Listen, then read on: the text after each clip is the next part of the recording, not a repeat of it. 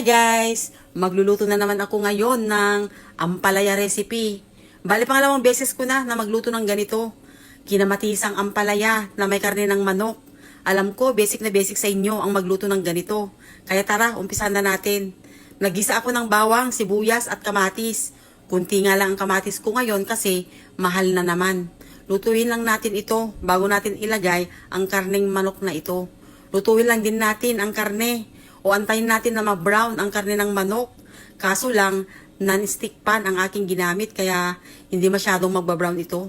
Halu-haluin lang natin kahit mga 1 minuto bago natin takpan. Lutuin natin ito kahit mga 5 minutes. At eto nga itsura niya, nagbawas ng tubig. Kaya kailangan natin magdagdag kahit kunti lang para maluto pa ulit ang karne ng manok. Tignan nyo naman itsura niya, puting-puti. Maglalagay din pala tayo ng paminta para mas lalong mas masarap. Haluin lang natin at lutuin pa kahit mga 5 minuto para sigurado na luto na ang karne ng manok bago natin ilagay etong ampalaya. Naku, napakasarap ng ampalaya. Dati ayaw ko. Ngayon, gustong gusto ko na. Parehas kami ng jowa ko. Gustong gusto namin ng ampalaya.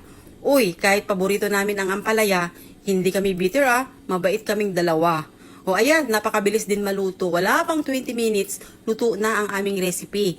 Kinamatisang ampalaya na may karne ng manok. Sigurado, mauubos na naman to kasi paborito naming dalawang magjowa. O ayan na guys, thank you for watching again. Bye-bye!